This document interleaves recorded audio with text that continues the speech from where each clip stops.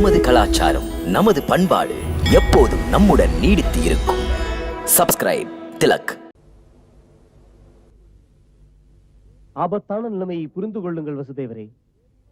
எப்படியாவது நீங்கள் வேறு எங்காவது சென்று பாதுகாப்போடு இருப்பது அவசியம். அப்போதுதான் அசரீரி வாக்கு கிணங்க. தாம் அசரீரி வாக்கை நம்புகிறீர்களா? நம்புகிறேன். அப்படியானால் அசரீரி வாக்கின் உட்கருத்து உங்களுக்கு விளங்காமல் இருக்காதே. கருத்தா? கருத்துத்தான். அசரீரி வாக்கின் கருத்தில் எங்களது 8வது பிள்ளை கம்சனுக்கு யமனாகும் என்றால் எப்படியும் எங்களுக்கு 8வது பிள்ளை பிறக்கும் என்பதுதானே அர்த்தம். ஆமாம். அசரீரி வாக்கு அப்படி இருக்கும் போது நாங்கள் எங்கிருந்தாலும் எப்படி இருந்தாலும் என்ன, உயிரோடு இருப்பது நிச்சயம்தானே. பிறகு ஏன் எங்கள் காவலுக்கு இத்தனை ஆர்ப்பாட்டம்?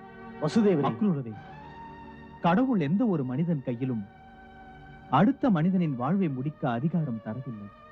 கடவுள் ஒருவனை கொல்ல விரும்பவில்லை என்றால் எந்த சக்தியும் எத்தனை முறை முயன்றாலும் அவனை கொல்லவே முடியாது. அசரீரி வாக்கு சொன்னது உண்மை என்றால் கம்சன் எங்களை மதுராவிலும் கொல்லவே முடியாது. ஆகையால் மதுராவை விட்டு செல்வதென்பது பொருத்தமான கருத்தல்ல.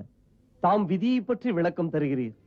விதி போல் நடக்கட்டும் என்று விட்டுவிடுவது அறிவுடைமை அல்ல, தற்காப்பு மனிதனுக்கு முதல் கடமை. எவன் தனது கடமையை மறந்து விடுகிறானோ அவனுக்கு காலமும் கை கொடுக்காது.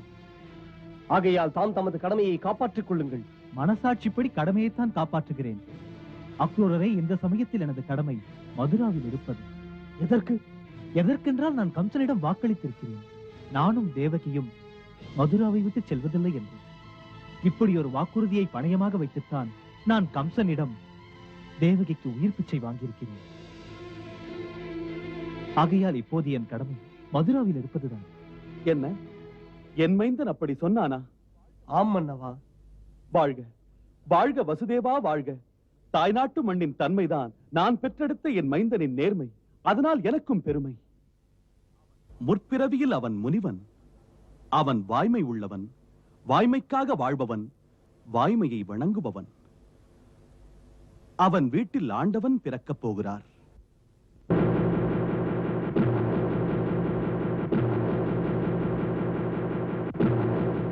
இப்போது மன்னர் தான் உன் எண்ணத்திற்கு எதிர்ப்பாக இருக்கிறார் என்றால் உடனே கம்சா நீ அவரை ஒழித்து விடு. இது சொல்லத்தான் மிக எளிதானது பாணாசுரா, ஆனால் செயலாக்க இயலாது. பொறுப்புள்ள சேனாதிபதி, சேனை இப்போது உன் கையில். சேனைகள் இப்போது என் கையில் தான். ஆனால் என் மீது பக்தி இல்லை.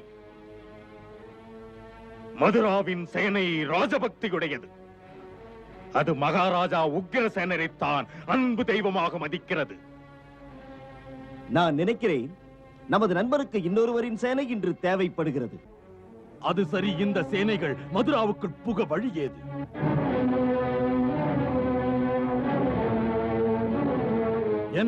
எனக்கு தெரிந்த வரையில் நமது சேனைகள் அணிவகுக்காமல் சிறு சிறு குழுவாக பிரிந்து மதுராவுக்குள் போகலாம். உங்கள் அரண்மனையை சேர்ந்த ரகசிய பகுதிக்குள் காத்து நிற்கலாம். ஆம் இளவரசி, அவசியம் நேரும் போது அந்த சேனைகளின் தக்க துணையுடன் திட்டங்களை சரியாக தீட்டி மகாராஜா உக்கிரசேனருக்கு தாம் யார் என்று காட்டிவிடுங்கள். இந்த திட்டப்படி மகாராஜா உக்கிரசேனரின் பிரச்சனையை நான் தீர்த்தால் பிறகு எந்த பிரச்சனையின் எதிர்ப்பும் என்னை எதிர்த்து நிற்க நாளை தலை தூக்காது.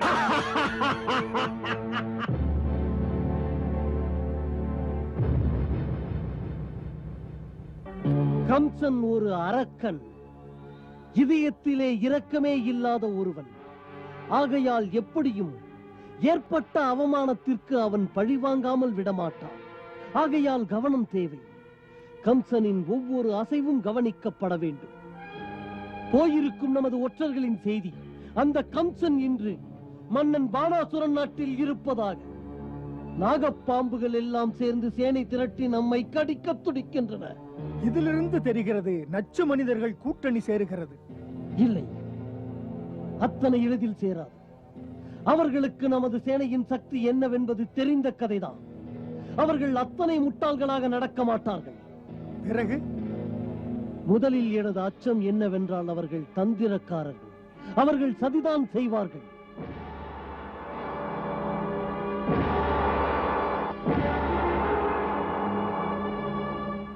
நன்கு சிந்தித்தால் பானாசுரன், சல்லியன், பாமாசுரனின் ரகசிய படைகள் திருட்டுத்தனமாக அரண்மனைக்குள் நுழைந்து பதுங்கிக் கொள்வார்கள்.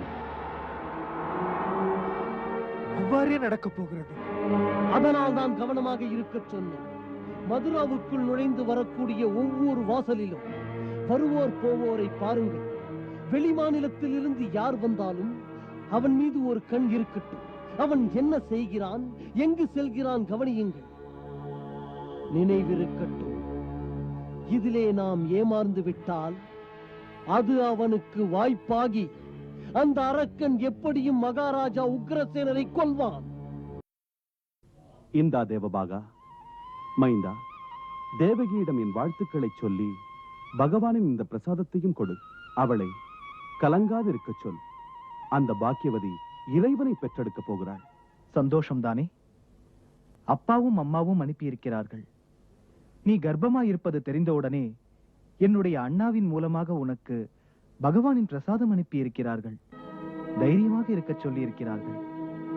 கவலைகள் 1000 இருந்தாலும் கடவுளை மறக்கக்கூடாது என்றார்கள். நீ பகவானின் தாயாக போகிறாய். அந்த நினைவோடு கணவனுக்கு துணை இருந்து.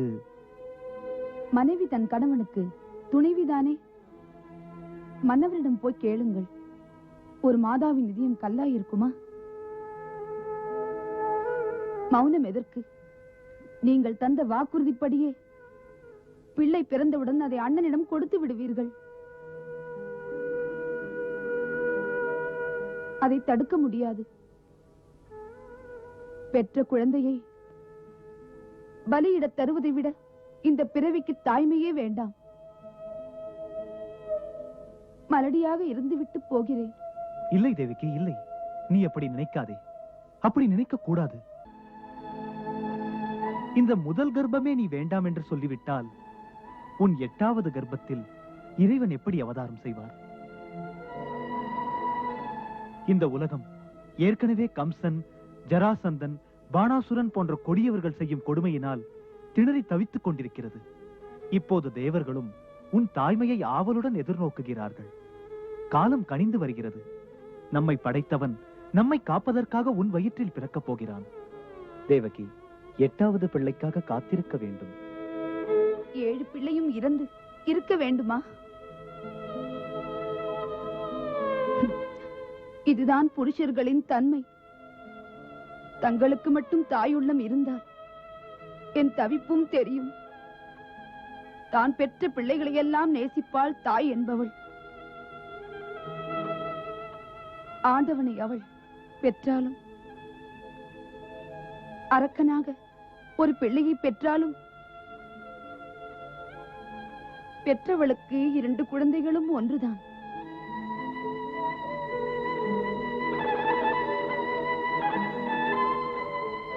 நம்முடைய வசுதேவருக்கு முதல் குழந்தை பிறக்கப் போகிறதாம். அந்த கம்சன் மரண பயத்தில் எந்த குழந்தையையும் உயிரோடு விட மாட்டான். நாம் எல்லாம் எது வம்ச வீரர்கள் தானே. நம் வம்சத்தில் ஒருவருக்கு அநீதி இழைக்கப்பட்டால் சும்மா பார்த்து கொண்டிருப்பது அநியாயம்.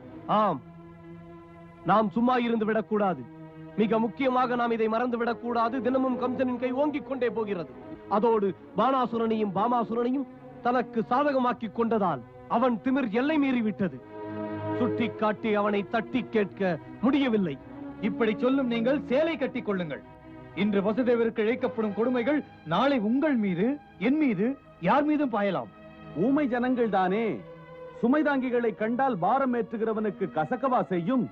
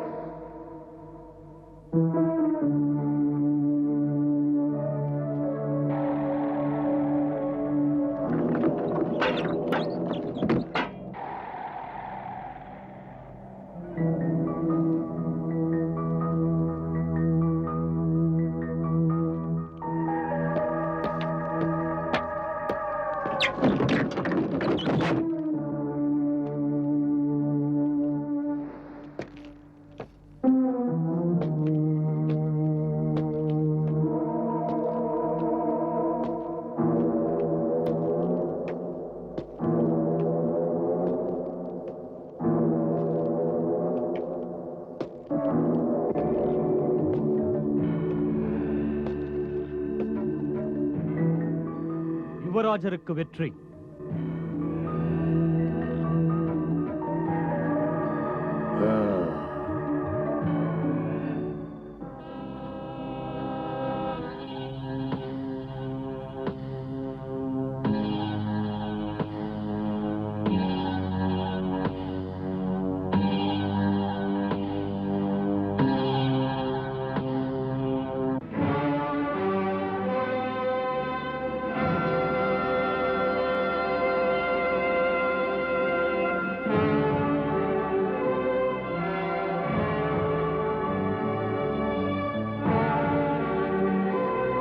எதற்காக இங்கே இந்த மறைவான பகுதியில் இத்தனை வீரர்கள் ஏன் இருக்கிறார்கள்? இளவரசே, இன்றுள்ள நிலையில் மதுராவில் எது வம்சத்தார் சந்தேகத்தில் மூழ்கி செயல்படுகிறார்கள். இது ஆபத்து. உங்களை காத்து நிற்க ஒரு சிலர் வெளியிலிருந்து வருகிறார்கள். அதனால் அவர்கள் நகர்ப்புறத்தில் புகுந்து வராமல் இருக்க வரும் பாதை மீது கடுமையாக கண்காணிக்கிறார்கள். ஒரு புதுமுகம் ஊருக்குள் புகுந்து விட்டால் ஒற்றர்கள் பின்தொடர்கிறார்கள். யார் ஏன் என்று பார்க்க. ஆகையால் நமது சேனைகளுக்கு அநேக நாட்கள் ஆகின்றன ஒற்றர்களை ஏமாற்றி தப்பித்து வந்து அரண்மனை சேருவதில்.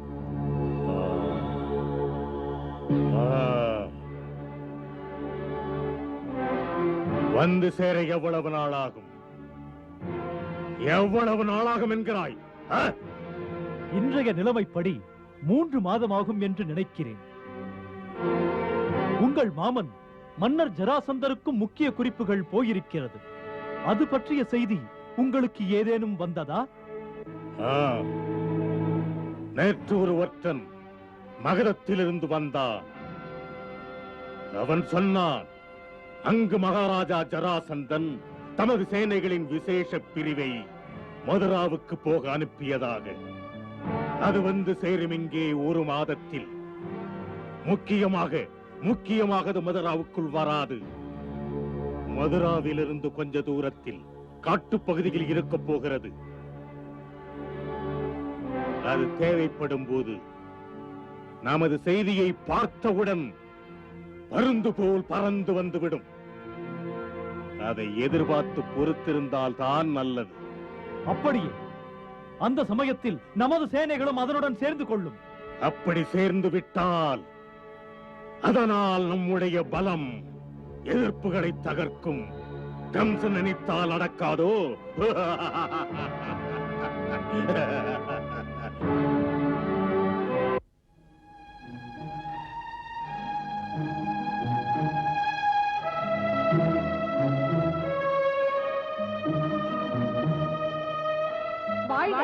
வாழ்க மன்னவா, வாழ்க. தேவகி தேவியாருக்கு பிள்ளை பிறந்திருக்கிறது.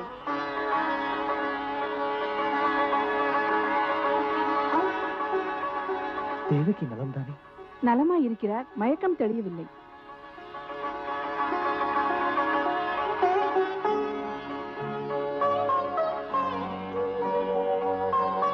நான் மன்னன் சூரசேனனின் மைந்தன் வசுதேவன் வாக்குறுதி அளிக்கிறேன். தேவகி பெற்றெடுக்கும் ஒவ்வொரு குழந்தையையும் பிறந்த உடனேயே நானே என் கையால் எடுத்து வந்து உங்களிடம் ஒப்படைக்கிறேன்.